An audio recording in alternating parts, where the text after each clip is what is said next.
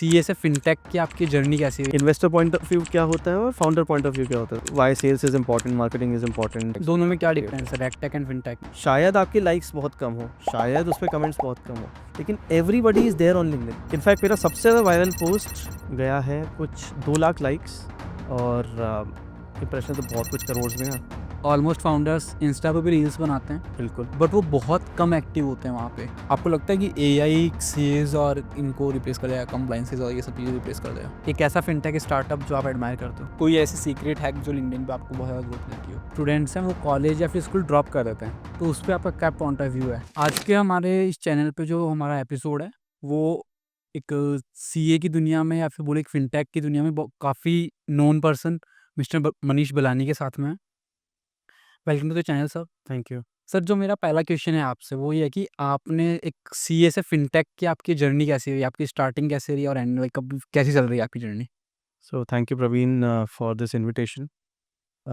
सो आपका जो क्वेश्चन है कि मेरा सीए जर्नी कैसे रही, मैं आपको शुरू से बताता हूँ कि किस तरीके से मैंने अपना सीए किया और उसके बाद फिर how my professional fintech fintechs में कैसे आया, प्रोफेशनली कैसे मैंने ग्रो किया and all that. So to start with, I think I was one of the youngest CAs in the country. मैंने सीए कर लिया था even at an age of less than 21। 21 is the minimum age to do it, but उससे कुछ 1-2 महीने पहले मेरा CA final का रिजल्ट आ गया था, तो I was not even 21 when I did CA. But obviously अब आगे तो काफ़ी लोगों ने, मैं I know a person who is 19 year old who did her CA, तो अब तो काफ़ी लोगों ने मेरे रिकॉर्ड्स तोड़ दिए हैं, but at that time I was one of the youngest CS. So CA करने के लिए आई थिंक बहुत ज़्यादा मुश्किल तो आई वुड से नहीं आई। सब कुछ स्मूथ फ्लो ही रहा, फर्स्ट अटेम्प्ट में ही सब कुछ हो गया।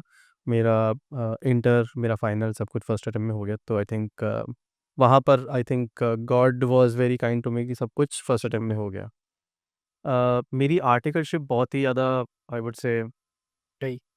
काफ़ी टफ़ थी, बिकॉज़ मुझे मुंबई में कुछ हमारे क्लाइंट्स थे, वहाँ जाना पड़ता था। चेन्नई में क्लाइंट्स थे, तो बहुत सारी स्टैट्यूटरी ऑडिट्स में जाना पड़ता था। जयपुर में मेरा घर आमेर रोड होता था और सीतापुरा में कुछ ऑफिसेज़ होते थे जहाँ पर हमें ट्रैवलिंग स्टैट्यूटरी ऑडिट करनी होती थी, तो काफ़ी सारा ट्रैवल तो रहता था। उस वजह से मुझे ऐसा लगता रहता था हमेशा कि क्या मैंने अपनी सीए की तैयारी पूरी करी है कि नहीं करी है।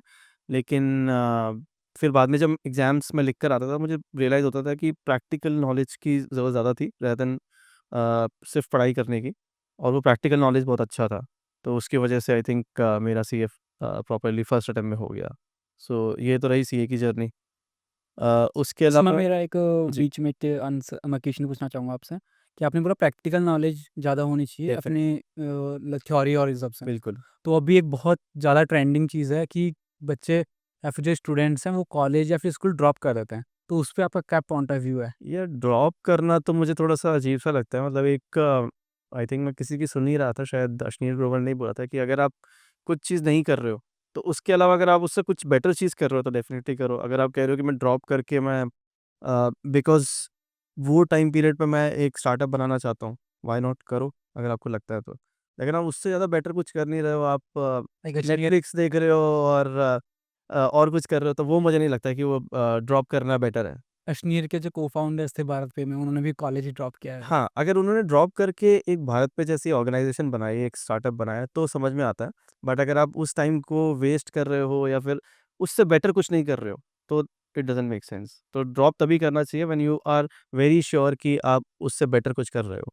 सो वहाँ पर मेरे को लगता है कि ये इम्पोर्टेंट है। तो आपके लगे सीए का और कॉलेज का तो हो गया, अब आगे का क्या था आपका? आगे का फिर मैंने जो एक नॉर्मली सीए करता है वो मैंने भी किया। मैंने 1-2 साल अ, अकाउंट्स, टैक्स, एमआईएस जो भी एफबीओ कॉम्प्लेक्स कहते हैं, और ये सब पढ़े। टैक्सेस वगैरह ये सब कुछ किया मैंने 1 साल तक, 2 साल तक इनफैक्ट। उसके बाद मेरे को रियलाइज़ हुआ कि यार ये मुझसे ज़िंदगी भर तो नहीं हो सकता। 1-2 साल तो निकाल दिया मैंने, बट ज़िंदगी भर नहीं हो पाएगा। फिर मैंने सिटी चेंज किया, जॉब्स चेंज की, मोस्टली फिर सेल्स और स्ट्रैटेजी वाले रोल्स किए, जिससे मुझे थोड़ा ये समझ में आया कि स्टार्टअप्स कैसे चलते हैं, ड्यू डिलिजेंस कैसे करना होता है, स्टार्टअप्स में फंड रेजिंग कैसे होती है, इन्वेस्टर पॉइंट ऑफ व्यू क्या होता है और फाउंडर पॉइंट ऑफ व्यू क्या होता है, तो दोनों वो समझ में आया है। उसके बाद फिर सेल्स में मूव किया कि why sales is important, marketing is important, sales और मार्केटिंग क्यों पूरे स्टार्टअप इकोसिस्टम में सबसे ज़्यादा इंपॉर्टेंट चीज़ होती है, बिकॉज जब तक आप कोई चीज़ बेच नहीं सकते, चाहे वो B2B सेल्स हो या B2C सेल्स हो, then that it doesn't make, आप बिजनेस ही नहीं बना सकते। तो फिर सेल्स पे मूव किया, तो स्लोली एंड स्टडीली फिर सीए से आई वुड से इन्वेस्टर से सेल्स एंड स्ट्रैटेजी से अभी I am basically doing consulting for multiple फिनटेक्स, क्योंकि मैंने ज़्यादातर फिनटेक्स और रेगटेक जो कंपनीज होती है उनमें ज़्यादातर काम किया, तो अब मैं ज़्यादातर कंसल्टिंग करता हूँ फिनटेक्स। दोनों में क्या डिफरेंस है रेगटेक एंड फिनटेक में? So fintech is mostly finance plus technology, regtech is regulation plus technology. मतलब फिनटेक्स को या किसी भी स्टार्टअप को जो रेगुलेटरी एनवायरनमेंट चाहिए होता है, अगर वो आप टैक्स की बात करें तो टैक्स रिलेटेड एप्लीकेशंस, अगर आप फिनटेक की बात करें तो उनको भी केवाईसी करना होता है, केवाईबी करना होता है, know your customer and know your business. तो ये सब करने के लिए आपको रेगटेक्स की ज़रूरत पड़ती है। वो एपीआईज प्रोवाइड करते हैं, वो सॉल्यूशंस प्रोवाइड करते हैं। अगर मैं एक लेंडिंग कंपनी हूँ, एनबीएफसी हूँ या बैंक हूँ, उनको क्रेडिट इवैल्यूएशन के टूल्स चाहिए होते हैं, तो वो भी एक रेगटेक के अंदर आता है। तो ये सारी चीज़ें रेगटेक के अंदर है। फिनटेक हो गया आपका फाइनेंस प्लस टेक्नोलॉजी, मतलब आप लेंडिंग भी कर रहे हो but with the use of technology. So that is fintech and regtech, मैंने आपको बताया, जो फिनटेक्स को भी इनेबल करता है, ये आगे बैंक्स को भी इनेबल करता है। और डिटेल में डिस्कस करेंगे। ओके, मैं एक एग्ज़ाम्पल बताता हूँ।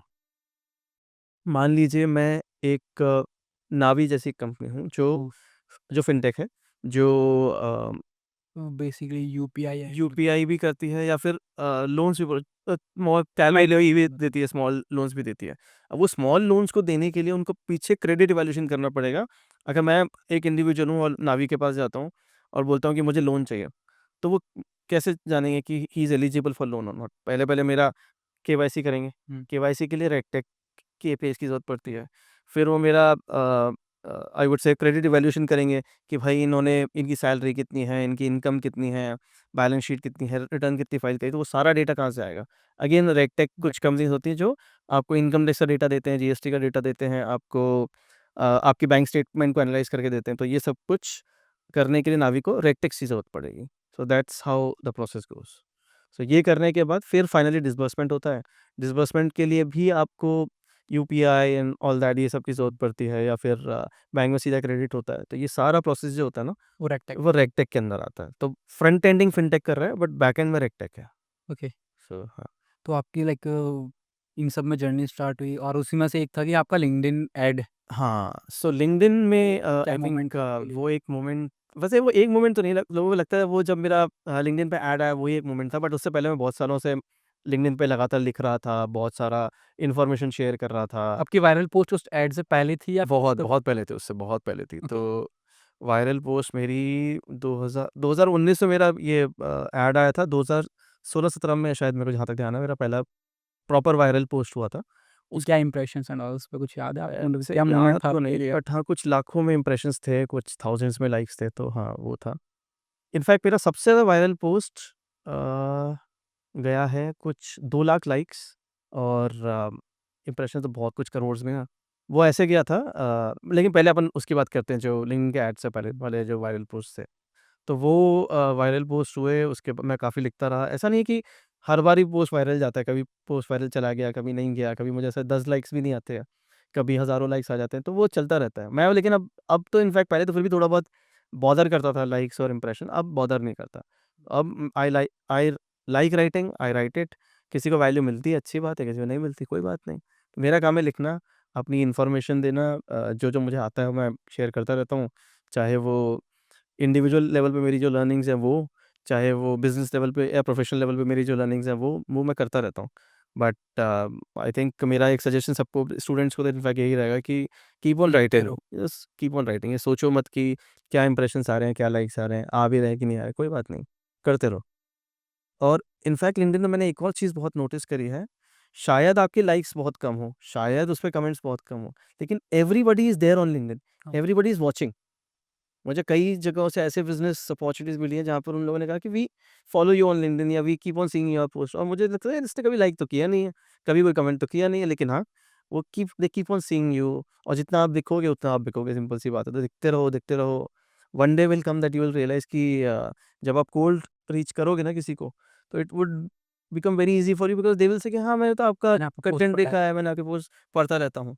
चाहे वो लाइक करें या कमेंट करें वो अलग बात है, कई लोग नहीं करते हैं। इनफैक्ट लाइक और कमेंट तो वो लोग करते हैं जिनको खुद को रीच चाहिए होती है। जो रियल बिजनेस कर रहा है जिससे आपको काम पड़ सकता है, वो एक्चुअली में ना लाइक कर रहा है ना कमेंट कर रहा है, वो जैसे स्क्रॉल और रीडिंग। स्क्रॉल कर रहा है, रीड कर रहा है, वो कहते हैं ना पासिंग बाय कर रहा है।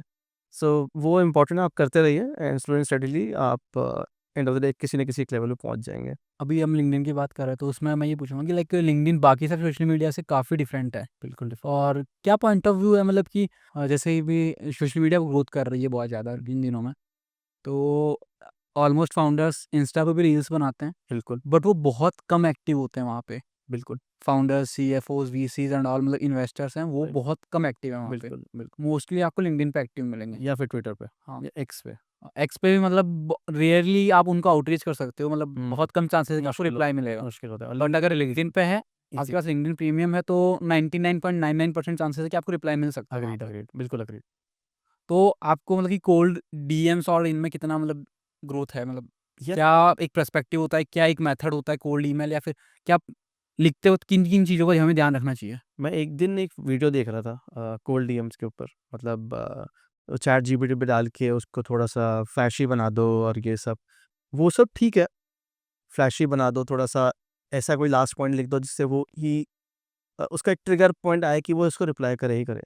बट मुझे पर्सनली ये फ्लैशी मैसेजेस वगैरह अच्छे नहीं लगते।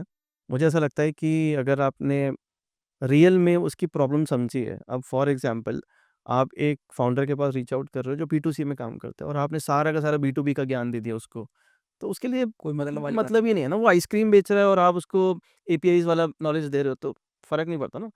तो बेटर है कि आप पहले तो उसको पढ़ो, उसको समझो। तो इसलिए मुझे आउटरीच अच्छा लगता है, कोल्ड डीएम्स अच्छे लगते हैं, बट बहुत ही स्पेसिफिक। मतलब ये मत करो कि आप 100 लोगों को डेली कोल्ड डीएम करो and then spray and pray वाला मेथड होता है ना कि भाई मैंने तो हर जगह पे स्प्रे कर मैं दिया, मत करो तो मतलब, लेट्स सी कि कहाँ से क्या रिप्लाई। मैं कह रहा हूँ एग्जैक्टली लिमिट में करो, थोड़ा सा अंडरस्टैंड करके करो। Don't focus on quality quantity. Quantity but focus on quality, right? That's very important in cold DMs on LinkedIn or any other social media platform. Especially I'm talking about LinkedIn because वो मेरा forte है। So थोड़ा सा quality पे maintain करके रखो, quantity के ऊपर ज़्यादा फ़र्क नहीं पड़ता। अगर आपने राइट सेट ऑफ इश्यूज़ का समझ लिया, राइट सेट ऑफ उसका प्रॉब्लम समझ लिया, उस प्रॉब्लम को आपने थोड़ा बहुत उसका सॉल्यूशन भी दिया कोल्ड डीएम में, एंड देन आपने बताया कि आप कैसे उसको सॉल्व कर रहे हो बाकी लोगों के लिए, तो people are there to reply you. ऐसा नहीं है कि मैं मेरा लिंक्डइन का ऐड आ गया, I am very famous on LinkedIn, तभी मेरे को लोग रिप्लाई करते हैं। जब मैं नहीं था तभी भी मैं कोल्ड डीएम्स करता था लीड्स के लिए, बट उससे भी रिप्लाई आता था, but because I was very focused, very specific about their problem, उसी से कुछ सॉल्यूशन निकाल के देता था and I was telling them how this solution is helping somebody else. So testimonial भी हो गया।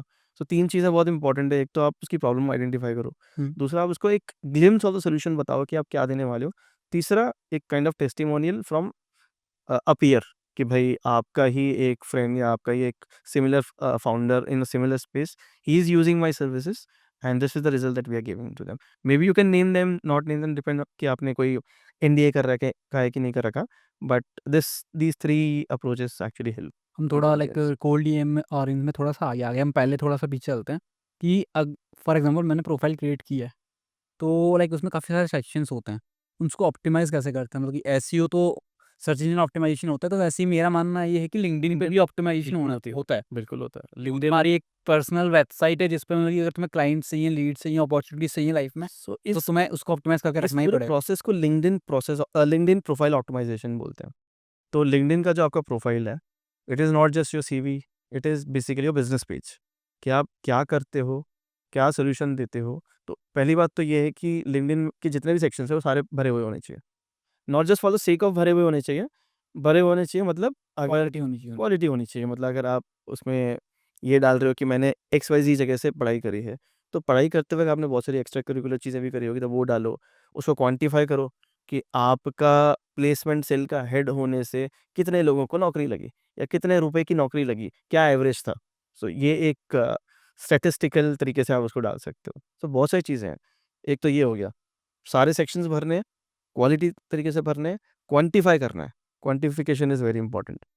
और आप कह सकते हो आपकी प्रोफ़ाइल का जो इमेज है, जो आप जो आपका मतलब डीपी है, वो फिर बेसिकली भी लोग तो ऐसे लगाते हैं मतलब कि वो सेल्फी ले रहे हैं। वो सेल्फ़ी नहीं चलेगा। आजकल तो बहुत सारे ऐप्स पे आ गए जिससे आपकी सेल्फी एक प्रोफेशनल हेडशॉट्स में कन्वर्ट हो जाती है, तो वो यूज़ कर लो। लिंक्डइन पे थोड़ा सा you have to be very professional.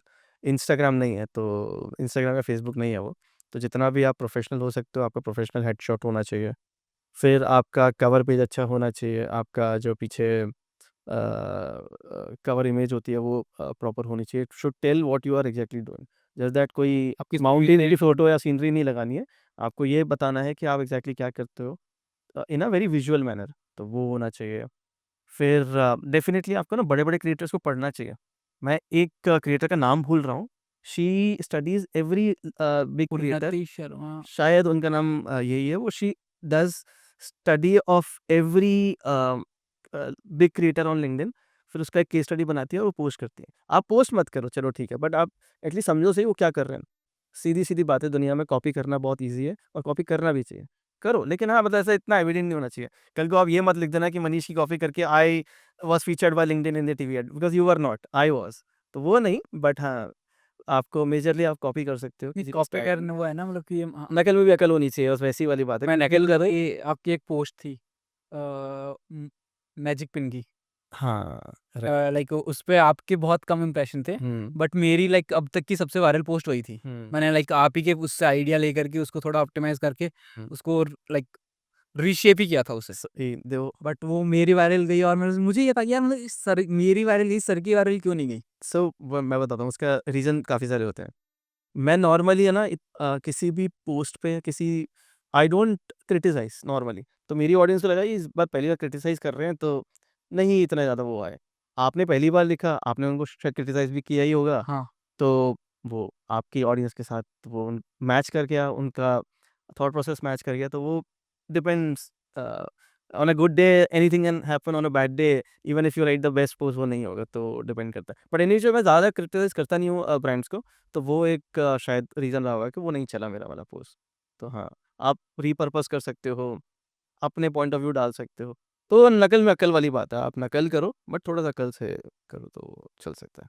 Sir college students के लिए लिंक्डइन कितना इंपॉर्टेंट है उनकी लाइफ में, क्योंकि है ना लाइक जैसे अब हम बात करते हैं ना तो लोग ये समझते हैं कि लिंक्डइन तो प्रोफेशनल को या कॉर्पोरेट्स वाले चलाते हैं, हुँ। स्टूडेंट की लाइफ में क्या ही इंपॉर्टेंस होगी लिंक्डइन की। मैं इतने सारे स्टूडेंट्स को जानता हूँ जो जिन्होंने लिंक्डइन पे अपना बिज़नेस बनाया है, लिंक्डइन से अपना बिज़नेस बनाया है, लिंक्डइन से अपना एक पर्सनल ब्रांड बनाया है। तो स्टूडेंट हो या वर्किंग प्रोफेशनल नहीं, हो, mostly like businessman one of हो, देम, मतलब मेरा जो फेवरेट कंटेंट क्रिएटर है वो उन्नति बग्गा या फिर शर्मा है, उन्नति कह हो गई है सकते हैं, हाँ, वहाँ। उन्नति बग्गा। वो लिंक्डइन पे भी एक्टिव है और सेम वो इंस्टाग्राम पे भी इंस्टाग्राम पे एक्टिव भी है, है। राइट। उनका जो कंटेंट है वो बहुत मुझे बहुत अच्छा लगता है, क्योंकि वो एकदम डिटेल और एकदम शॉर्ट फॉर्म में बता देती राइट, हैं। Right, right, right. तो उनको जब मैंने स्टडी किया ना तो उनका भी ये था कि उन्होंने लाइक जो भी लिंक्डइन पे ऑलमोस्ट मतलब कि 7-8 क्रिएटर्स ऐसे हैं जिन्होंने अपना पूरा जो जर्नी है वो लिंक्डइन पे बताया और वहीं से उनको clients this is like this is called building in public. हाँ, सो बिल्डिंग इन पब्लिक का मतलब ये है कि आपने लिंक्डइन पे अपनी जर्नी चालू करी, फिर आप शेयर करते हो डेली बेसिस पे कि day 1 of my journey, day 1 में आपने क्या किया, क्या सीखा, डे 2 में क्या किया, क्या सीखा, डे 3 में एंड सो ऑन, इसका आप यहाँ तक चले लेटेस्ट गए। एग्जांपल जोधपुर की जो मिस चीज़ की है, हाँ, राइट, वो है उन्होंने लाइक अपनी पूरी जर्नी उसमें चरी फीचर की और अब एग्ज़ैक्टली, वो एक पहले ही साल में वो शार्क टैंक में फीचर हो गई। बिल्कुल, और काफ़ी करोड़ों का इनका हाँ, आई वुड से। और उन्होंने अभी सेकंड आउटलेट भी जोधपुर में ही ओपन किया है, लेकिन उन्होंने फ्रेंचाइजी मॉडल पे तो जो गए ही नहीं है। हुँ, तो वो होता है, मतलब बिल्डिंग इन पब्लिक बहुत अच्छी चीज़ है। आजकल देखो सिंपल सी बात है ना, इफ मैं अगर कोई किसी का पोस्ट पढ़ रहा हूँ और मैं बहुत रिलेट कर पाता हूँ कि हाँ यार, मैं भी तो ये प्रॉब्लम्स डेली बेसिस पे फेस करता हूँ। तो वो अच्छा लगता है, ऑडियंस इंस्पिरेशन को भी मिलती है इंस्पिरेशन उससे। भी मिलती है। और आपका खुद का ब्रांड बनता है एज़ अ फाउंडर, तो आपका कंपनी का भी ब्रांड बनता है और उससे सेल्स डेफ़िनिटली इम्पैक्ट करती है। वो एग्ज़ाम्पल ले लेते हैं अपन इसका ये शार्क टैंक में जो आपके शार्क हैं, क्या नाम है इनका? अमन अमन, अमन अमन गुप्ता। तो उनका आप मतलब मैं एग्ज़ैक्टली नंबर्स तो मुझे याद नहीं आ रहे, बट एकदम जेकब हो गया था, मतलब व्हेन शार्क टैंक केम इन, तो उनकी खुद की पर्सनल ब्रांडिंग भी हो गई और बोट की भी सेल्स बहुत बढ़ गई। तो इम्पोर्टेंट है, पर्सनल ब्रांडिंग तो बहुत इम्पोर्टेंट है और बिल्डिंग इन पब्लिक आजकल बहुत चल रहा है, करना भी चाहिए, जिससे क्या मैं अगर कोई प्रॉब्लम पहले से फेस कर चुका हूँ और आपकी प्रॉब्लम का पोस्ट मैंने देखा है, तो I will tell you, probably help you कि आप ये कर सकते हो बेटर तरीके से, जिससे आपका टाइम बचेगा, रिसोर्सेज़ बचेगा, पैसे बचेंगे। हाँ। नहीं, हम स्टूडेंट्स पे थे तो लाइक वो कॉलेज वालों के लिए कैसे बेनिफिशियल है। सो कॉलेज वालों के लिए देखो ऐसे बेनिफिशियल है, सबसे पहले तो आप बिफ़ोर क्वालिफाइंग या before doing your college, completing your college, MBA, whatever it is, वो करने से पहले आप एक ना लाइमलाइट में आ जाते हो, पहली बात तो, ठीक है? तो ये सबसे पहला आपका बेनिफिट हो जाता है कि आप लाइमलाइट में कॉलेज की डिग्री खत्म होने से पहले आ रहे हो, बिकॉज़ नौकरी तो करनी है। तो नौकरी करने के लिए how would I differentiate between person A and person B? Person A भी उसी कॉलेज से निकला है, पर्सन बी भी उसी कॉलेज से निकला है, मान लो मार्क्स भी वही है, सब कुछ वही है।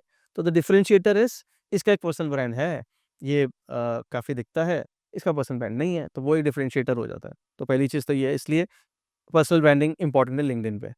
दूसरा आई वुड से कि आपको भी लर्निंग मिलती है, जो आप कर रहे थे एक कॉलेज की एनवायरनमेंट में, तो आपको टीचर जितना सिखा सकते हैं वो सिखा सकते हैं। आप खुद जो फ्रेंड्स के साथ बात करके सीख सकते हो वो सीख सकते हो, लेकिन जो लिंक्डइन पे आपको बहुत सारे फाउंडर्स दिख रहे हैं जो अपनी जर्नी डाल रहे हैं, वो भी इम्पोर्टेंट है आपकी ओवरऑल लर्निंग के लिए। तो this is point number 2 which is beneficial. Point number 3 जो मेरे को लगता है सबसे इम्पोर्टेंट है कि आपको बोलना और लिखना आ जाता है, हुँ। राइट? आपको एक्सप्रेस करना आ जाता है और आपको नेटवर्क अच्छा मिल जाता है, नेटवर्किंग हो जाती है एग्ज़ैक्टली, एग्ज़ैक्टली और आपकी नेटवर्किंग कम्युनिकेशन स्किल्स बहुत डेफिनेटली इंक्रीज़ हो जाती है। कहाँ आप खाली अपने असाइनमेंट्स के लिए लिख रहे हो, कहाँ आप अपनी खुद की नॉलेज कहीं पे शेयर कर रहे हो, दोनों डिफरेंस है उसमें। तो वो एक सबसे इम्पोर्टेंट एस्पेक्ट लगता है मेरे को लिंक्डइन पे। नहीं है। अगर जैसे बिगिनर स्टूडेंट्स होते हैं, वो सोचते हैं कि यार मेरे पास कुछ डालने को कुछ है ही नहीं, मैं क्या शेयर करूँ? ये तो मुझे आज तक भी लगता है कि मैं क्या शेयर करूँ? ऐसा तो है नहीं कि हम लोग कोई कहीं किसी दूसरी दुनिया से आए हैं, सब हम इसी दुनिया से हैं। तो मुझे तो ये लगता है कि अगर आपके पास इवन कुछ नहीं भी है ना, तो रिपर्पज़ कर लो किसी और का। हाँ। नहीं है, ठीक है, मेरे पास आज कई बार मुझे भी आइडियाज़ नहीं मिलते, तो मैं भी किसी बड़े क्रिएटर का कुछ रिपर्पस ही कर लेता हूँ। ऐसा ज़रूरी नहीं है आपके पास हमेशा ही कुछ शेयर करने के लिए हो।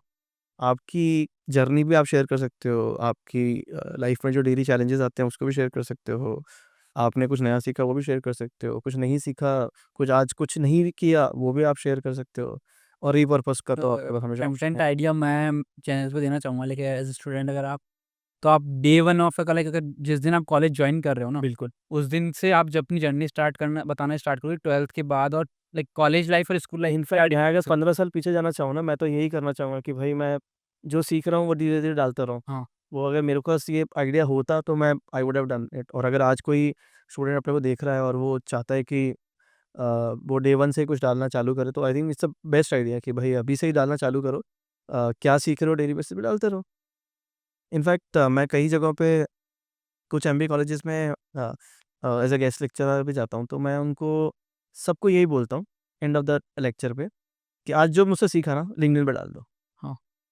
इनफैक्ट मुझे टैग भी करो सो दैट मेरी भी रीच बढ़ जाए। इनफैक्ट मैं लाइक जैसे मैं टेक बैकग्राउंड से हूँ, मेरा टेक कॉलेज था। तो मैं तो ये बोलता हूँ कि अगर तुमने आज कोडिंग क्लासेस या फिर कोडिंग यूट्यूब पे भी कोडिंग सीखी है, किसी भी चैनल पे या फिर किसी प्लेटफ़ॉर्म से कोडिंग सीखी है ना, तुम उसके बारे में डाल दो। साथ में टैग कर दो जिससे तुमने सीखी है। एग्ज़ैक्टली। अगर उसको अच्छा लगा, उसने कमेंट किया तो तुम्हारी ही रीच तुम्हारी रीच बढ़ेगी, एग्ज़ैक्टली राइट। तो ये तो इम्पोर्टेंट है, आपने जो सीखा वो लिंक्डइन पे डाल दो, इसमें क्या हो गया? दुनिया भर अपना-अपना कंटेंट डाल रही है, तो व्हाई नॉट यू? सर जैसे अभी लाइक जो जिस टाइम पे हम पॉडकास्ट शूट कर रहे हैं, इस टाइम पे लगभग सबके एग्जाम्स वगैरह चल रहे होंगे या फिर एग्जाम्स खत्म होंगे, वो ग्रेजुएट या फ्रेशर बोलते हैं जिन्हें हम कॉर्पोरेट में, हुँ। वो बन चुके हैं। तो फ्रेशर्स के लिए स्मार्ट वर्क ज़रूरी है, हार्ड वर्क ज़रूरी है? और डिपेंड करता है, मतलब अगर हम शॉर्टकट्स ले रहे हैं विदाउट, चलो एक एग्ज़ाम्पल लेते हैं। मुझे पॉइंट ए से पॉइंट बी पे जाना है, ठीक है? अब पॉइंट ए से पॉइंट बी पे जाने के लिए एक छोटा रास्ता भी है और एक नॉर्मल रास्ता भी है, ठीक है? अब छोटे रास्ते में थोड़े बहुत ऊबड़-खाबड़ है, तो आपका पेट्रोल उतना ही लग रहा है उस वजह से, राइट? आपको तकलीफ़ भी ज़्यादा आ रही है, तो then it is not smart work. Then you are that's the worst thing that you can do. फिर तो आप नॉर्मल रास्ते से ही जाओ। तो पहले तो आपको ये डिसाइड करना पड़ेगा स्मार्ट वर्क से मेरा टाइम और एफर्ट दोनों बचते हैं कि नहीं बचते। हुँ। अगर वो बचते हैं, तो फिर आप उस स्मार्ट वर्क की तरफ जाओ। अदरवाइज़ आप ये मत सोचो कि that I am very smart और अब मैं एक शॉर्टकट ले रहा हूँ और मैं अपने डेस्टिनेशन तो पहुँच ही जाऊँगा, but then you are not realising कि आपका जो कोलैटरल डैमेज हो रहा है वो कितना हो रहा है। अगर कोलैटरल डैमेज 0 है और आपका टाइम और एफर्ट बचता है, तो why not take do smart work. Otherwise hard work is the best way of doing it. तो ये डिसाइड करना पड़ेगा। ये केस टू केस डिपेंड करेगा, पर्सन टू पर्सन डिपेंड करेगा कि स्मार्ट आइडियली देखो कहने को तो बहुत ईज़ी है ना, स्मार्ट वर्क ही करना चाहिए, इसमें तो कोई डाउट ही नहीं है। लेकिन वो कोलैटरल डैमेज तो नहीं कर रहा आपका स्मार्ट वर्क। तो just to give you an example, मैं अगर कहीं पे कुछ बेचने जा रहा हूँ, राइट? हुँ। एंड मैं स्मार्ट वर्क करता हूँ कि मैं सीधा फाउंडर को रीच आउट करता हूँ, rather than going bottom up, मतलब पहले मैं किसी एग्जीक्यूटिव को पकड़ूँ, फिर उसके सीनियर के पास जाऊँ और पीए के पास फिर प्रोसेस फिर ईए के पास और फिर फाउंडर के पास, बहुत लंबा प्रोसेस है। बट कई बार क्या होता है, सीधा फाउंडर के पास पहुँचना भी is not the right way of doing it. हाँ लार्ज बैंक के पास जा रहे हो, आप बोल रहे हो कि मैं सीधा चीफ रिस्क ऑफिसर के पास पहुँच रहा हूँ, तो फ़र्क नहीं पड़ेगा, काम तो नीचे वाला ही करने वाला है, राइट? तो वो आपको डिफाइन करना पड़ेगा कि स्मार्ट वर्क काम करेगा भी कि नहीं करेगा। आपको कोलैटरल डैमेज नहीं होना चाहिए स्मार्ट वर्क की वजह से। सो ये एक इम्पॉर्टेंट चीज़ है ध्यान रखने की। सर जैसे कि आपने लाइक जब हम इससे पहले डिस्कस करें तो आपने बताया था कि आप एक फिनटेक स्टार्टअप में इन्वेस्टर भी हो और आपने लाइक पहले पॉडकास्ट में भी बताया कि आपने लाइक एक इन्वेस्टर पॉइंट ऑफ व्यू भी देखा है और आपने एक startup founder point of view भी देखा है। तो लाइक मेरा स्टार्टअप और इन्वेस्टर पॉइंट ऑफ व्यू तो बाद में आता है। पहले लाइक जैसे हम अभी बात करते हैं जेन-ज़ी और 90s के जो लाइक हमारे से जो पहले वाली जनरेशन थी, वो दोनों के पॉइंट ऑफ व्यू अलग है इन्वेस्टमेंट को लेकर के। हम लोग इन्वेस्ट करना चाहते हैं शेयर्स, क्रिप्टो इन सब चीज़ों में और वो लोग चाहते हैं कि या तो एफडी कर दो, या गोल्ड ले लो या फिर तुम बैंक में रख दो। तो मतलब कि क्या आपको कौन-सा ज़्यादा अच्छा लगता है? सो एफडीज़ जो होती है ना, या जो भी पुराने वेज़ ऑफ इन्वेस्टिंग है, उससे एक थोड़ी शांति की नींद तो आती है। हुँ, बट जेन ज़ी को ऑब्वियसली शांति की नींद नहीं करनी चाहिए। ये मेरी एज वाला तो फिर भी सोच सकता है कि शांति की नींद चाहिए। बट अगर कोई 18, 20, 21, 22, 25 साल तक का बच्चा है, तो उसको तो ये सोचना ही नहीं चाहिए। तो हर एक का थीसिस अलग हो सकता है। जेन ज़ी सोच सकता है कि मुझे थोड़ा फ़ास्ट मनी चाहिए या थोड़ा-सा मैं रिस्क भी ले सकता हूँ, तो लेना चाहिए उनको। मैं बिल्कुल कभी मना नहीं करता क्रिप्टो में इन्वेस्ट करने, but it has to be an informed decision. Inform होना चाहिए कि भाई एक फाइनेंशियली आप फाइनेंशियली इन्फॉर्म होना चाहिए। आप ये नहीं कि मैं 1 लाख रुपए का लोन लेके मैं वो 1 लाख रुपए इन्वेस्ट कर रहा हूँ, वो तो is not a prudent decision to do. So अगर आपको लगता है कि मैं ट्रेडिंग में पैसे कमा सकता हूँ, why not go for it. If you think कि मैं इन्वेस्टिंग थ्रू ये अपना शेयर्स एंड ऑल उसमें कर सकता हूँ, तो व्हाई नॉट डू इट। अगर आप मेरी एज में हो या मुझसे थोड़ा और आगे जा चुके हो, तो आपके ऊपर रिस्पॉन्सिबिलिटीज़ हैं, तो आप थोड़ा-सा कन्वेंशनल और सेफ वेज़ में जाओगे। तो डिपेंड करता है कि आपकी एज क्या है, आपका रिस्क एपेटाइट क्या है, उसके ऊपर डिपेंड करता है। तो there is no wrong, no right here. It all depends on your age and your risk taking appetite. जैसे सर हम अभी इन्वेस्टमेंट और इन सब की बातें कर रहे थे, तो उसमें ज़ेन-ज़ी का मैंने जो बताया उसमें एक बाय नाउ पे लेटर जो काफ़ी ट्रेंडिंग में है अभी। लाइक इंडिया में तो आरबीआई ने रेगुलेटरी बहुत स्ट्रॉन्ग कर दी, बट मैं एक केस स्टडी का पढ़ रहा था तो उसमें था कि यूके के अंदर तो 62% ज़ेन-ज़ी और 58% जो 90s या फिर जो ज़ेन-ज़ी से ऊपर वाली मिलेनियल जो एक जनरेशन है, वो ऑलरेडी लाइफ में एक ना एक बार तो बाय नाउ पे लेटर यूज़ कर चुके हैं। तो मतलब ये बेनिफिट है भी या नहीं भी मतलब कि आपके फाइनेंशियल पॉइंट ऑफ व्यू में? देखो, जो मैच्योर्ड इकोनॉमीज़ है ना, यूके, यूएस जैसी, वहाँ पर क्रेडिट टू जीडीपी का रेशियो बहुत अच्छा है, मतलब बहुत लोग क्रेडिट लेते हैं। इंडिया में अभी भी बहुत कम है। ऐसा नहीं है कि इंडिया में बहुत ज़्यादा हुआ है, अभी बहुत कम है। ऑब्वियसली ग्रो कर रहा है, पहले पिछले 20 सालों में काफ़ी लोगों ने क्रेडिट लेना स्टार्ट किया है, राइट? तो क्रेडिट टू जीडीपी जितना बढ़ेगा, इनफैक्ट अच्छा है। बट देन सिक्योर्ड क्रेडिट होना चाहिए। ऐसा नहीं कि हमारी जीडीपी तो एक्स है और हम 3x ऑफ जीडीपी क्रेडिट ले लेते हैं, तो वो नहीं चलेगा।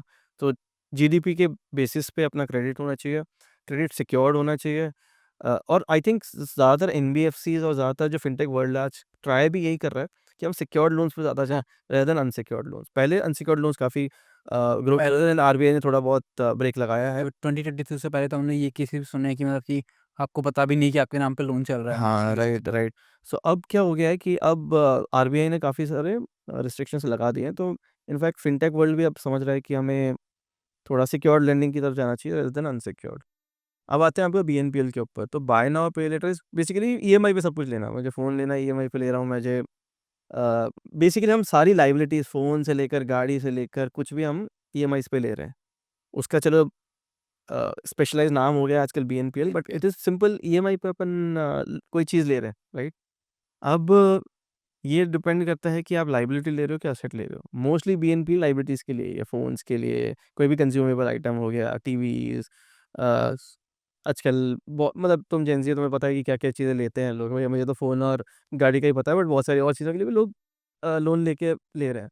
बट अगर वो लाइफ़स्टाइल के ऊपर खर्चा कर रहे हैं, तो इन थोड़ा लाइक थोड़ा बहुत तो मैं हमेशा एग्री करता हूँ कि it's I important. Was exploring an application Snapmeet नाम से एक एप्लीकेशन है।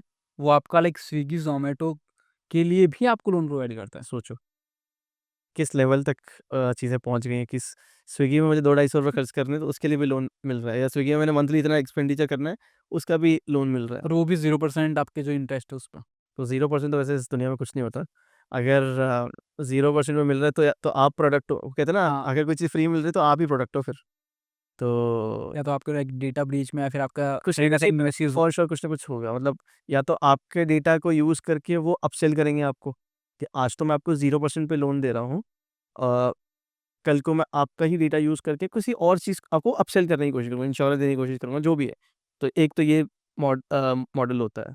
दूसरा ये होता है कि ये जो मैं लोन दे रहा हूँ, it's kind of a fishing kind of a scam भी हो सकता है, कि मैं आपके मोबाइल के अंदर घुस जाऊँ और मोबाइल के अंदर जो आपका डेटा है वो मैं ले लूँ। तो बहुत सारी चीज़ें होती रहती है, but coming back to the normal point, अगर आपको लगता है कि आप उस लोन से, उस क्रेडिट से जो आप चीज़ें ले रहे हो, it's not a liability, it will turn into an asset. मैं अगर एक लैपटॉप ले रहा हूँ और वो लैपटॉप मेरे एज़ अ फ्रीलांसर मुझे काम आने वाला है, तो व्हाई नॉट? बिल्कुल लेना चाहिए। अगर वो फ़ोन मेरे को मेरी मीटिंग्स में ज़्यादा प्रेज़ेंटेबल लगने में ज़्यादा हेल्प करेगा, या जो भी है वो सारी चीज़ें हेल्प करेगा, तो व्हाई नॉट? बट अगर हम जस्ट फॉर शौक ले रहे हैं, तो मतलब वो तो मैं, अगर एज़ अ मिलेनियल मैं हमेशा मना ही करूँगा कि वो नहीं होना चाहिए। जैसे आप सीए हो, तो आपको लाइक पेटीएम जैसे हमने बात की थी, तो पेटीएम की भी लाइक मनी लॉन्ड्रिंग का एक केस उन पे लगा था। तो मनी लॉन्ड्रिंग, हवाला का पैसा, इन सब ये सब चीज़ क्या होती है? मतलब अगर हम बात करें तो? हवाला सिंपल है, जो भी चीज़ आपके फॉर्मल रूट से नहीं आ रहा है, दैट इज़ हवाला। अगर वो नॉर्मल बैंकिंग चैनल से ना आके थ्रू कैश या किसी और मॉडल से आ रहा है, पर्चियों में आ रहा है, वही हवाला है। तो तो मतलब हवाला हो, प्रोसेस क्या ये है लाइक कि ये कैसे वर्क करता है? वैसे तो इसके बारे में मुझे ज़्यादा पता नहीं, बट इतना ही पता है कि पैसा मुझे आपको देना है और आपको किसी और को देना है, तो मैं आपको देने की बजाय मैं उसको दे दूँगा। तो जी, आपके बुक्स में भी नहीं आया, उसके बुक्स में भी नहीं आया, वो कैश में आ गया। तो आपने खाली, मैंने आपको एक पर्ची दे दी कि जी आपको जो पैसा देना था, हुँ। वो मैंने आपके बिहाफ़ पे किसी और को पैसा दे दिया, ठीक है? उसके लिए अब अगर मैं आपको फॉर्मली देता, तो मेरा भी टैक्स कटता, आपके भी बुक्स में आता, उनके भी जाता। अब ये तीनों का जो ट्रांज़ैक्शन है, वो कैश में हुआ, तो ना आपके पास आया, ना इनके पास आया, ना मेरे पास आया। तो ये बेसिकली हवाला है।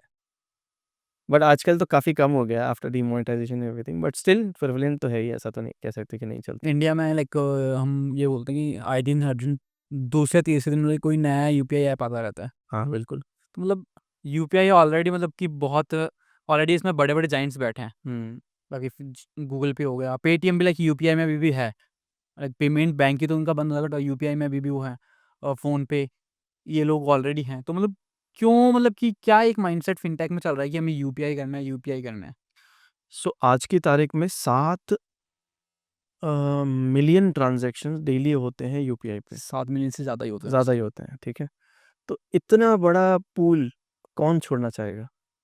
क्योंकि देखिए सिंपल सी बात है, यूपीआई तो फ्री है ना, मतलब अगर मैं एक जगह से दूसरे पेमेंट करता हूँ, फ्री है। इनफैक्ट सारा इंफ्रास्ट्रक्चर कॉस्ट लग रहा है, गूगल पे का, फ़ोन पे का, ऑनबोर्डिंग का कॉस्ट लगता है, मतलब किसी को आप ऑनबोर्ड कर हाँ, रहे हो अपने ऐप पे, सर्वर्स का कॉस्ट लग रहा है, वो क्यों बियर कर रहा है? जबकि ये तो फ्र फ्री है। फ्री है, राइट? गवर्नमेंट भी पैसे नहीं दे रही है इस चीज़ के, और इस पे पैसा बना भी नहीं सकते कि भाई हाँ। आप ₹1 का ट्रांज़ैक्शन करो, उसमें 10 पैसे मैं ले लूँगा, ऐसा भी नहीं है, नहीं कर सकते। तो वो वाला भी प्रॉब्लम है, बट वो कर क्यों रहे हैं? क्योंकि यू आर डेटा। जितना ज़्यादा लोग मेरे ऐप से ट्रांज़ैक्शन करेंगे, तो वो डेटा आ रहा है, उनको मैं अपसेल कर सकता हूँ कोई और चीज़।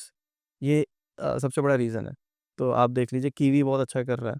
वो काफ़ी सारा कैशबैक देता है, और वो आई थिंक नंबर 3 नंबर 4 पे पहुँच गया। नावी का भी खुद का यूपीआई ऐप है, वो भी टॉप 5 के अंदर है। फिर ये गूगल पे और फ़ोन पे तो है ही, और पेटीएम तो है ही। तो ये इसीलिए में आ रहे हैं, because this is data, and data को अपसेल कर सकते हैं कोई और चीज़। तो इसलिए लोग इसको एक मर्चेंट या फिर कस्टमर ऑनबोर्डिंग टूल की तरह यूज़ करता है। ओह! सर जैसे टायर 1 तो ऑलमोस्ट लाइक 90% प्लस ज़्यादा ये लोग ही टायर 1 में जो हैं वो यूपीआई करते हैं। टायर 2 और टायर 3 अभी भी हैं जो कवर्ड नहीं है यूपीआई से।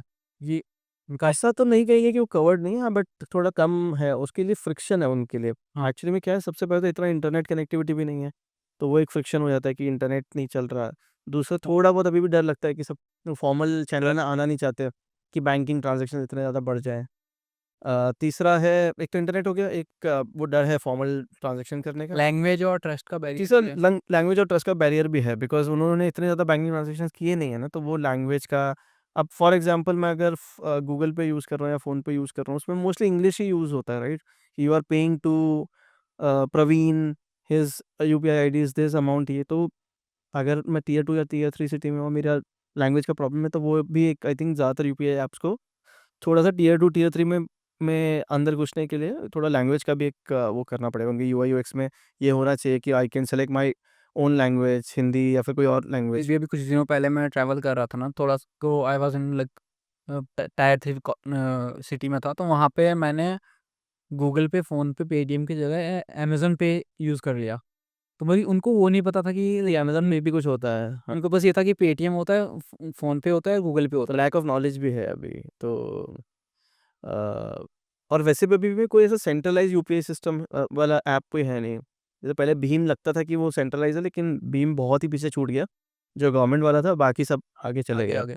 तो हाँ, एक वो भी एक इशू है कि भाई, बट हाँ, क्यूआर कोड समझ थोड़ा ईज़ी लगता है लोगों को, क्यूआर कोड रखना, और सबको पता है कि भाई इससे पैसे आएँगे।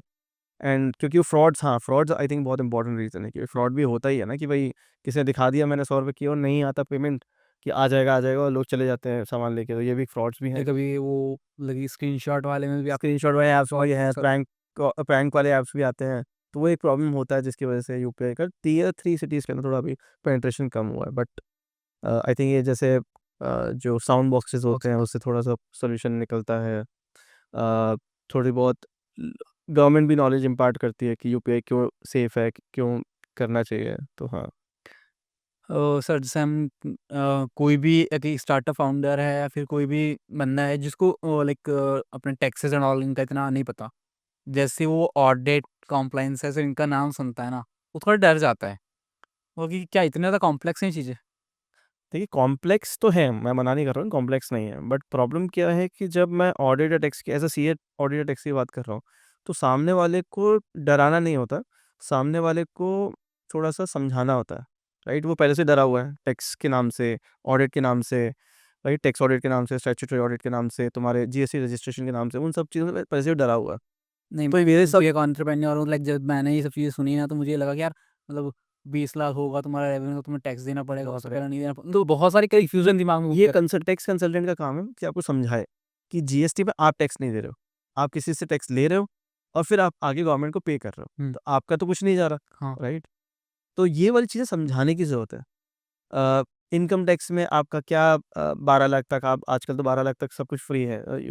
टैक्स देने की ज़रूरत ही नहीं है। तो ये कंसल्टेंट को समझाने की ज़रूरत है कि आपको डरने की ज़रूरत नहीं है। इन शब्दों से, ऑडिट से या जीएसटी रजिस्ट्रेशन से या टीडीएस से, इन सब से डरने की ज़रूरत नहीं है। इनफैक्ट ये आप हेल्प ही कर रहे हो गवर्नमेंट को, और सिर्फ हेल्प गवर्नमेंट को नहीं कर रहे हो, आपके लिए भी आगे फ़ायदेमंद है। तो वो थोड़ा जो नॉलेज इम्पार्टिंग का जो काम है ना, वो नहीं होना चाहिए। मेरे को कई बार ऐसा लगता है, जो ऐसा मेरे को बोलना तो नहीं चाहिए, बट टैक्स कंसल्टेंट्स जो होते हैं मोस्टली, वो थोड़ा ना बाबाओं जैसे होते हैं, और बाबाओं का काम चलता है डराने से। तो वो पहले डराते हैं और फिर पैसे निकलवाते हैं। तो मैं कर लूँगा, आप जितना दे दो मुझे। एग्ज़ैक्टली, तो और प्लस थोड़ा डरा भी देते हैं कि आप करोगे तो ऐसे हो जाएगा, ऐसा नहीं है। ठीक है, एक प्रोफ़ेशनल से आप करा रहे हो, अच्छी बात है, बट देन डराने से कुछ नहीं होता। इसकी वजह से क्या, वो एक ट्रिकल डाउन इफ़ेक्ट होता है। अगर मैंने आज आपको डरा दिया, तो आप कल किसी और को बोलोगे कि हाँ, ये तो डरने वाली चीज़ है, वो किसी और को बोलेगा। और अगर मैंने ही आपको समझा दिया कि डरने वाली चीज़ नहीं है, आप इसमें आपके लिए वो क्या फ़ायदा है, आप एक्चुअली में करोगे क्या, और आप टैक्स दे ही नहीं रहे हो एक्चुअली जीएसटी के अंदर, तो वो सब जब आपको मैं समझा दूँगा, तो आप फिर आगे समझाओगे। तो एक बेटर वे ऑफ डूइंग है रेदर देन डराने के। तो वो एक चीज़ है कि लोगों को डराना नहीं चाहिए, समझाना चाहिए अपने कस्टमर को कि आप किस चीज़ के पैसे ले रहे हो, और वो आपके लिए क्यों इम्पोर्टेंट है, और आप उसका उससे फ़ायदा क्या होगा। सर जैसे अपने लाइक लोकली ये बात बोली जाती है कि 3 लोगों से कभी पंगा नहीं लेना चाहिए लाइफ में। पहला तो काला कोट, सफ़ेद कोट और खाकी कोट। हाँ, और मतलब कि जो इससे पंगा नहीं कहते हैं, इससे दोस्ती और दुश्मनी दोनों ही नहीं करनी चाहिए। बिल्कुल, मैं भी एग्री करता हूँ, सफ़ेद कोट, खाकी कोट और काले कोट से ना दोस्ती अच्छी, ना दुश्मनी अच्छी। क्योंकि दुश्मनी करोगे तो आपको पता ही है कि भाई क्या-क्या दिक्कतें हो सकती है, और दोस्ती में ये दिक्कत है कि you are not very sure कि आपको सही गाइडेंस दे रहे हैं कि नहीं दे रहे हैं। तो हाँ, मैं भी एग्री। बट लाइक स्टार्टअप में जब हम बात करते हैं तो वो बोलते हैं कि सीए और अकाउंट्स वालों से कभी दुश्मनी नहीं, दोस्ती तुम कर लो हाँ, पर दुश्मनी नहीं करनी चाहिए। क्योंकि वो चाहे तो तुम्हारे स्टार्टअप को एक अच्छी स्पीड भी दे सकते हैं, यहाँ मैं चाहे थोड़ा-सा डिसएग्री करता हूँ। डाउन आई ला थिंक सकता है। फाउंडर को थोड़ा बहुत है ना अकाउंट्स टैक्स की नॉलेज होनी चाहिए। अगर आपको वो नॉलेज नहीं है ना, तो आपका जो सीए है या आपका जो अकाउंट्स अकाउंट्स देख रहा है, वो मैनिपुलेट कर सकता है, राइट? अगर फॉर एग्जांपल मैं कई फाउंडर्स को देखता हूँ, उनको यही तक ही नहीं पता होता है एंड ऑफ द ईयर तक कि वो प्रॉफिटेबल है कि नहीं है। हाँ।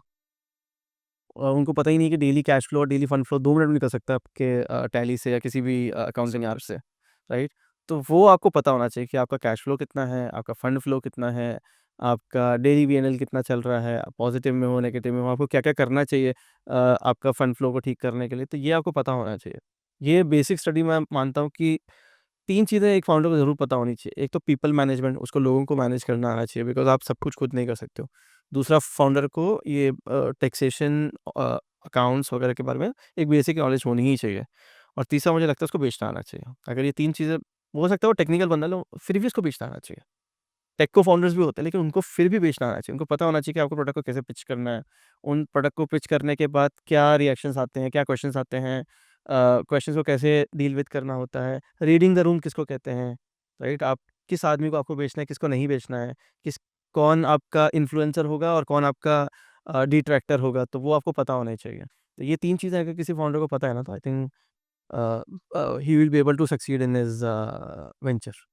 सर डेटा ब्रीच मतलब डेटा सबसे ज़्यादा इंडिया में ही माना जाता है कि सबसे ज़्यादा डेटा ब्रीच इंडिया में होता है।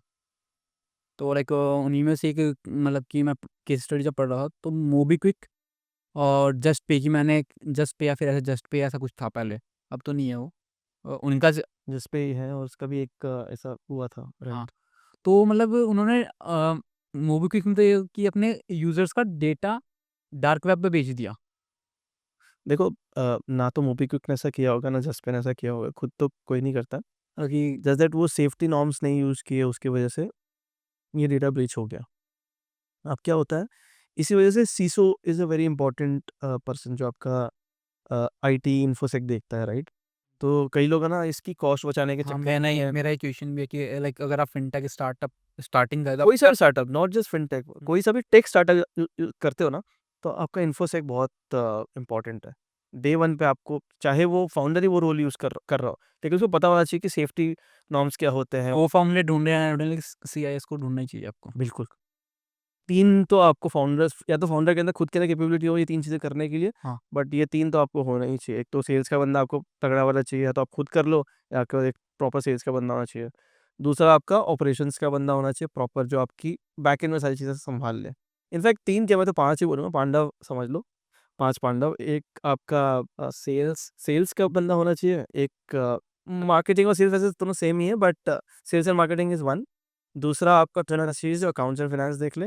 थर्ड अ, आपका लाइक जो सिक्योरिटी और थर्ड डेटा आपका सिक्योरिटी, डेटा मैनेजमेंट वो सब देख ले। फोर्थ आपका ऑपरेशंस पीछे से संभाल ले और फिफ्थ होता है जो फेस ऑफ द कंपनी है यानी सीईओ, राइट? तो ये 5 चीज़ें अगर 5 अ, एस्पेक्ट्स को या तो एक जना संभाल ले, उसको अगर वो एक्सपर्ट है उन पाँचों चीज़ों के अंदर, एक जना तो और अगर नहीं है तो उसके वैसे लोग होने चाहिए जो ये करें। एक ही बंदा 2-3 रोल्स भी कर सकता है, ऐसे छोटे स्टार्टअप्स में ही होता है। बट जैसे स्केल करते हैं तो आपको ये 5 लोग तो चाहिए।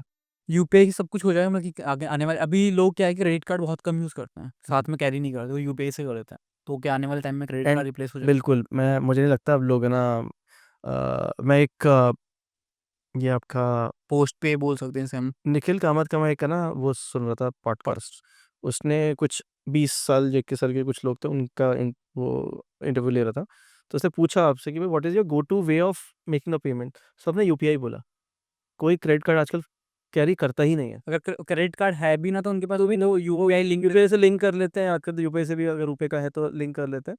बट मोस्टली लोग बिकॉज़ कन्वीनियंस है ना।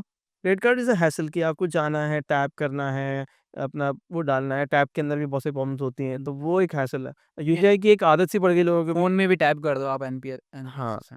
हाँ, बट स्टिल थोड़ा-सा मुश्किल लगता है क्रेडिट कार्ड। एटलीस्ट मैं जो जेनज़ीज़ को जानता हूँ, उनके लिए बड़ा मुश्किल है। हमारे लिए तो फिर भी थोड़ी आदत सी पड़ी हुई है कि हम क्रेडिट कार्ड यूज़ कर लेते हैं। बट जो जेनज़ीज़ होते हैं, वो मोस्टली यूपीआई ही यूज़ करते हैं। तो एंड ऑफ द डे मुझे तो लगता है कि यूपीआई ही आगे रहेगा, बाकी क्रेडिट कार्ड तो डेड हो जाएँगे।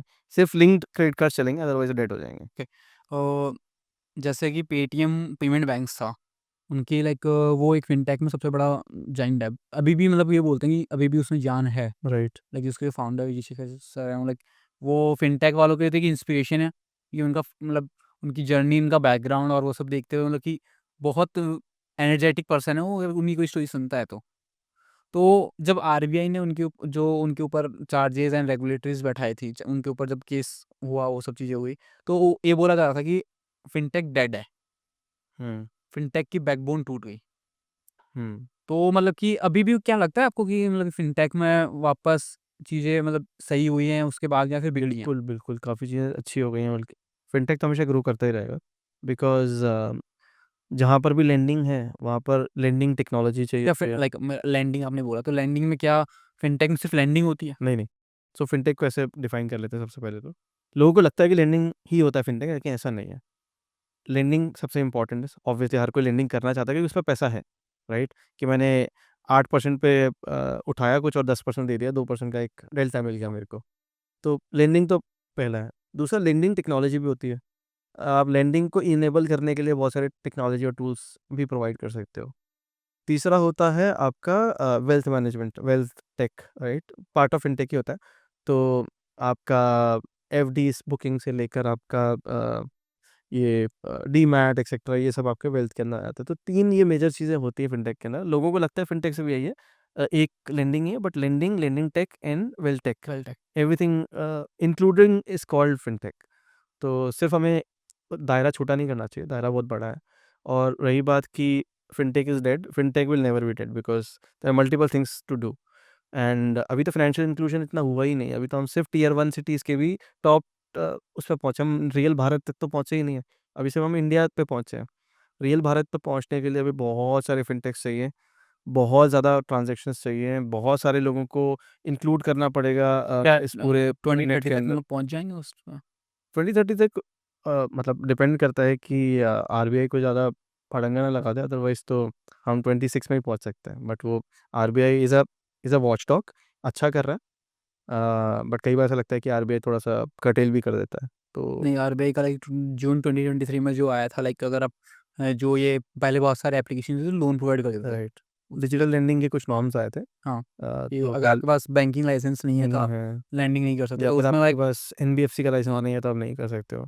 हाँ, उसमें से एक केस स्टडी थी कि लाइक जैसे जो स्लाइस एप्लीकेशन था उसने तो एक मर्जर कर लिया, बिल्कुल, बट बैंक उसके अलावा बाकी जो थे काफ़ी सारे लोग डेड हो गए इसकी हाँ, वजह से, काफ़ी बट अभी भी काफ़ी हैं जो एक्टिव हैं अभी भी। बिल्कुल है, बट वो कैसे मतलब उनके पास खुद के एनबीएफसीज़ के लाइसेंस है। ओके, तो वो इम्पोर्टेंट अगर एन तो उन लोगों ने काफ़ी एनबीएफसीज़ खुद खरीद ली, बैंक के साथ मर्जर कर लिया। वो सब देखो डिपेंड करता है, जैसे ही आपदा आती है, तो आपदा में ही अवसर होता है। तो उसी आपदा में उन्होंने देखा कि भाई ये करना ज़रूरी है, तो उन्होंने काफ़ी सारे एनबीएफसीज़ खरीद लिए या खुद को उनको लाइसेंसेस मिल गए या उन्होंने ऐसी टीम्स हायर कर ली जिनके पास लेंडिंग का एक्सपीरियंस होगा। तो हाँ, वो उस तरीके से तो डेड तो नहीं हुआ उस वजह से, बट चैलेंजेस आते हैं, चैलेंजेस को ओवरकम करना वही काम है। अगर वही वो नहीं किया तो फिर तो क्या ही फ़ायदा। आपका एक्सपीरियंस सेल्स मार्केटिंग में भी है, हाँ, फिनटेक में भी है, हाँ, तो दोनों का एक मिक्सअप क्वेश्चन मैं आपसे पूछता हूँ। बिल्कुल। मैं आज एक फिनटेक में स्टार्टअप कर रहा हूँ। हुँ, मुझे लाइक मार्केट में जाना है, तो मेरी गो टू मार्केटिंग स्ट्रैटेजी आप कैसे प्लान करोगे?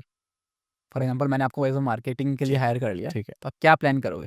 सो एक फिनटेक के लिए गो टू मार्केट स्ट्रैटेजी में सबसे पहले तो इम्पोर्टेंट है कि आप टेक आपका कितना स्ट्रॉन्ग है, ठीक है? सबसे पहले समझना पड़ेगा कि आप कौन-सी रियल प्रॉब्लम सॉल्व कर रहे हो।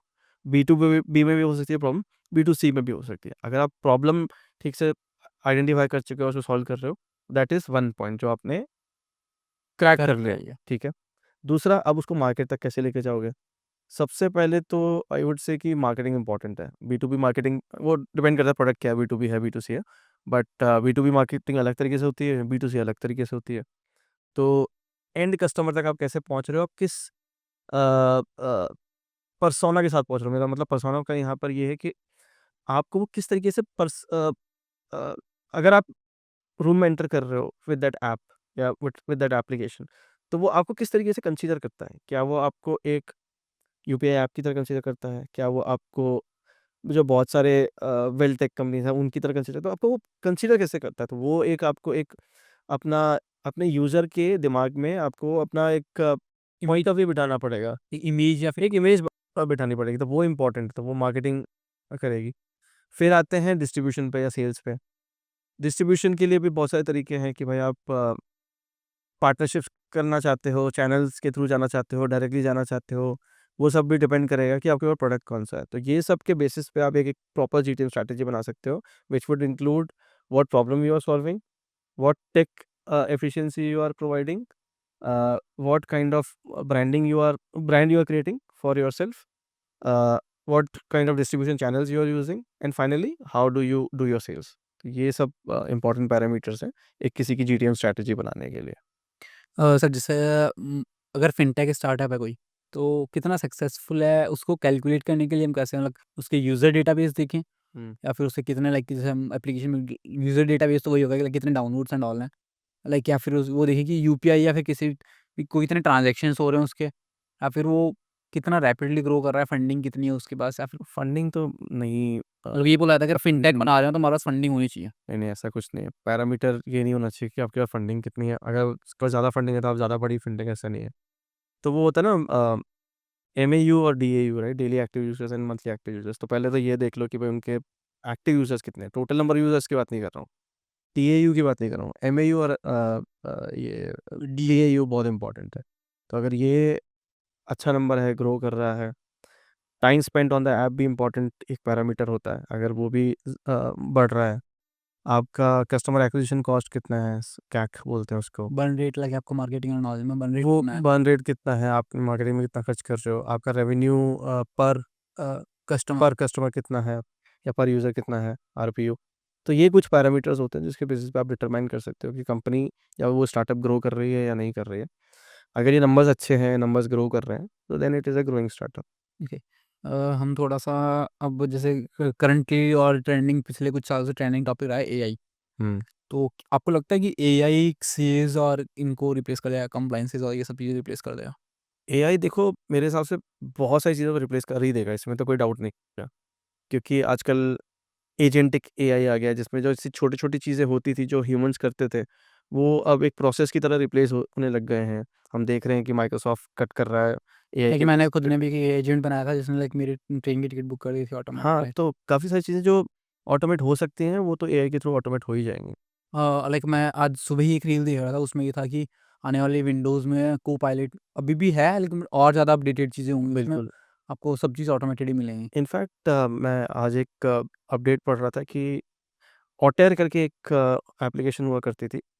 हाँ, उसमें क्या होता था कि आप जो भी ज़ूम कॉल पे जो या फिर गूगल मीट पे जो भी बात कर रहे हो, वो उसको रिकॉर्ड करता था, ट्रांसक्रिप्ट करता था और मीटिंग के मिनट्स बना के आपको देता था. अब क्या है, उसकी जगह पे ये आपका चैट जीपीटी आ गया है. चैट जीपीटी आप कनेक्ट कर सकते हो, एक्सटेंशंस। एक्सटेंशन की तरह कनेक्ट कर सकते हो अपने हाँ, टूल यूट्यूब वगैरह के, वही वो अभी और ज़ूम पे भी। सेम चीज़ें वो कर सकता है. तो एक पूरा का पूरी कंपनी डेथ हो गई चैट जीपीटी के एक सिंपल फंक्शन को ऐड करने के लिए. और वो बिलियन डॉलर कंपनी की बात कर रहा हूँ. वो डेड हो गई बिकॉज़ अब कोई क्यों ही यूज़ करेगा, जब फ्री में कुछ मिल रहा है तो मैं ऑर्डर का सब्सक्रिप्शन क्यों ही लूँगा. और ChatGPT any which ways transcription में और थिंकिंग में मच बेटर है than any other application that we can talk about. तो धीरे-धीरे ये तो है, धीरे-धीरे तो ये समझ में आ रहा है क्या मेरे को. चैट जीपीटी जैसा चैटबॉट इंडिया भी बना पाएगा? मतलब कि अभी कुछ टाइम पहले ये ट्रेंडिंग में था, आनंद महिंद्रा और चैट जीपीटी के जो फाउंडर एंड सीईओ। मेरे हिसाब से तो बनाना चाहिए, अगर बना सकते. परप्लेक्सिटी इंडियन ने ही बनाया है, परप्लेक्सिटी एआई. तो डीप सीक चाइना का था। DeepSeek चाइना का था, परप्लेक्सिटी इंडियन ने बनाया, हालाँकि वो यूएस बेस्ड कंपनी है, बट प्रीतम लाइक ओला के फाउंडर भविष्य अग्रवाल हैं। हाँ, वो तो मुझे पता नहीं है वो कृत्रिम कब बनेगा, कब. मैंने तो कभी उसके बारे में ज़्यादा कुछ सुना नहीं. नहीं है, मैंने भी लाइक सिर्फ़ वही सुना है कि बट लेकिन उसका यूज़ केस कभी मुझे पता नहीं कि वो अभी क्या कर रहे हैं. बट एआई तो डेफ़िनिटली रिप्लेस करना ही चाहिए बिकॉज़ जो ऐसे कुछ काम है जो ह्यूमन से बेटर किए जा सकते हैं. मैं आपको कुछ एग्ज़ाम्पल बताता हूँ. मैं एक कंपनी को कंसल्टिंग दे रहा हूँ इन दिनों. वो लोग क्या करते हैं, मान लीजिए आपने किसी से लोन ले रखा है, तो एक एआई, आपको सिर्फ़ डेटा डालना है और वो डेटा से एक वीडियो बन जाएगा आपके नाम का कि हेलो प्रवीण, आपका पिछले ईएमआई आपका इस तारीख को ड्यू थी और इस तारीख को प्लीज़ आप अपने अकाउंट में पैसे रखिएगा सो दैट हम उसमें से काट सकें. पहले इसको पहले ह्यूमन को पहले बताया जाता था, फिर ह्यूमन कॉल करता था. कॉल वॉल करने अपने आप ही उससे वीडियो बन जाएगा और आपके व्हाट्सएप पे आ जाएगा. तो rather than somebody calling you, WhatsApp पे आप ही और आपके फेवरेट कैरेक्टर आ जाएगा. हो सकता है कि एक कोई फीमेल आ जाए, कोई मेल आ जाए, कोई फेवरेट कैरेक्टर आ जाए, उस तरीके से भी इसको चेंज कर सकते हैं. तो एआई तो anything and everything that which is like a very low level जो जॉब होता है, वो एआई डेफिनिटली रिप्लेस कर ही देगा और अब कर भी रहा है. तो ये इसमें तो मेरे को कोई शक नहीं है कि एआई रिप्लेस कंटेंट क्रिएटर्स को तो कर देगा वो। काफ़ी सारे कंटेंट आजकल तो एआई कंटेंट क्रिएटर्स भी क्रिएट हाँ, होने लग हमें गए हैं। पता नहीं लगता कि वो खुद है या फिर वो यही कर एग्जैक्टली रहा है। बहुत सारे कंटेंट क्रिएटर्स को भी कर सकता है। तो हर जगह पे जहाँ पर भी आप एक है ना ऐसा कोई चीज़ सेल्स मुझे पर्सनली लगता है कि शायद ना हो पाए क्योंकि उसमें स्टिल थोड़ा-सा ना एक रिलेशनशिप होता है। बी2बी सेल्स की बात कर रहा हूँ, बी2सी में शायद हो जाएगा, बट बी2बी सेल में थोड़ा बहुत रिलेशनशिप चाहिए होता है। But most of the other things I think AI definitely replace कर देगा। 2000 हमने जब पहले भी बात कर चुके हैं इस बारे हुँ। में कि 2030 तक क्या विज़न होगा, फ़िनटेक में कितना ग्रोथ हो चुकी होगी, मतलब अगर जो अभी एक वो बोल सकते हैं ना कि जिस वे में भी ग्रोथ कर रहे हैं, जिस स्पीड के साथ अपन ग्रोथ कर रहे हैं, उसके अकॉर्डिंग किस सब तक। तो पर्सनली मेरे को लगता है एज़ ऑफ नाउ तो India fintech capital of the world बन चुका है, हाँ, ठीक है?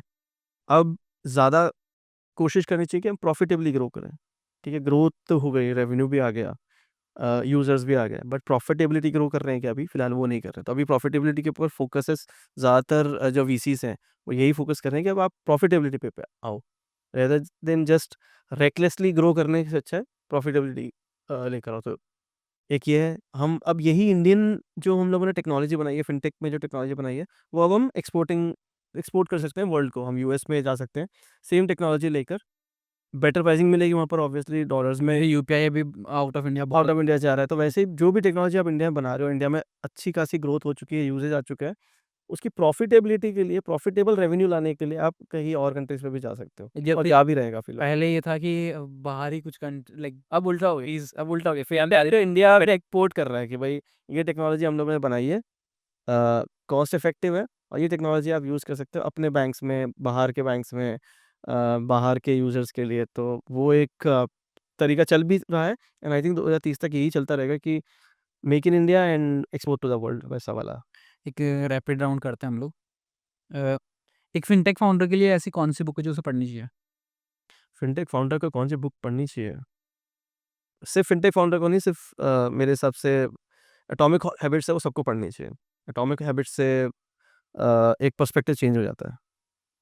एक ऐसा फिनटेक स्टार्टअप जो आप एडमायर करते हो? बहुत सारे करता हूँ बट जो सबसे ज़्यादा मैं एडमायर करता हूँ ज़ीरोधा। ज़ीरो द और लाइक ऐसी फाइनेंशियल एडवाइस जो आपके लाइक अभी तक कोई काम नहीं आई, मतलब कि एकदम वर्स्ट एडवाइस लाइफ की? सेव, बस। ज़्यादा सेव करने से कुछ होता नहीं है। मैंने सेव करके देख लिया बट इससे बेटर है कि सेव करने की जगह इन्वेस्ट तो करता ही था मैं पहले से भी बट ज़्यादा सेव करने की जगह थोड़ा खर्च-वर्च कर लो ज़्यादा बेटर है मेरे को। ऐसा ज़्यादा सेव करने से कुछ फ़ायदा होता नहीं है, पर्सनली मुझे ऐसा लगता है। इट इज़ बेटर कि थोड़े से रिस्की एवेन्यूज़ में जाओ, थोड़ा-सा रिस्क टेकिंग बनो, स्टार्टअप्स में इन्वेस्ट करो या स्टार्टअप्स खुद के बनाओ तो इट इज़ बेटर। तो दिस इज़ वन एडवाइस जो मैं देना चाहूँगा कि ज़्यादा मैं बीइंग अ मिलेनियल ऑल्सो मैं बोलूँगा कि थोड़ा-सा रिस्क लेना चाहिए इन चीज़ों में।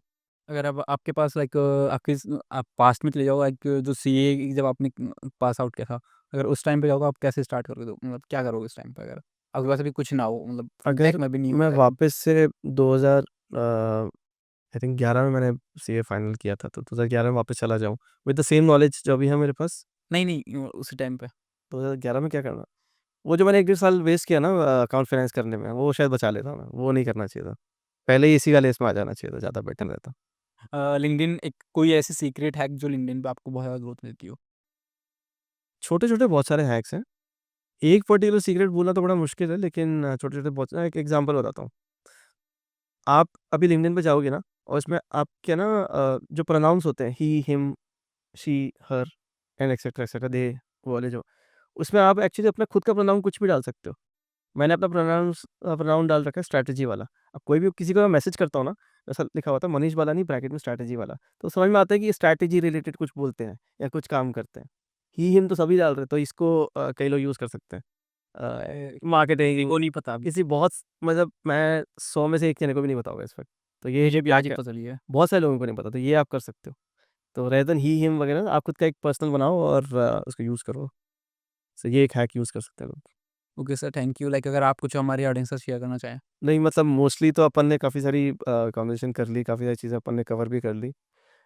बिकॉज़ ये स्टूडेंट्स के लिए तो मैं सिर्फ़ एक चीज़ बोलना चाहूँगा कि जितने भी आप शॉर्टकट्स लगाना चाहते हो प्लीज़ लगाओ, लेकिन उस शॉर्टकट का मतलब ये नहीं है कि आप अपना एक कोलैटरल डैमेज कर लो। मैंने पहले भी बोला ही है लेकिन ये मेरे हिसाब से बहुत इम्पोर्टेंट है। कोलैटरल डैमेज मत करो, शॉर्टकट जो लगाने हैं लगाओ, लेकिन you should reach at that point कहाँ विद पहुँचना है? With no Collateral collateral damage. damage. Collateral damage मत करो, बाकी use your shortcuts, use your brain to reach wherever you want to reach, and please start posting on LinkedIn. This is very important.